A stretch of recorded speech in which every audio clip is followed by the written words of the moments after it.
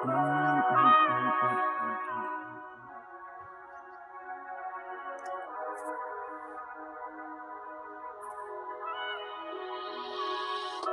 रोजे मैले रोजेको छु एकान्त जिन्दगी बिताउनलाई गर्दैछु म भिडन्त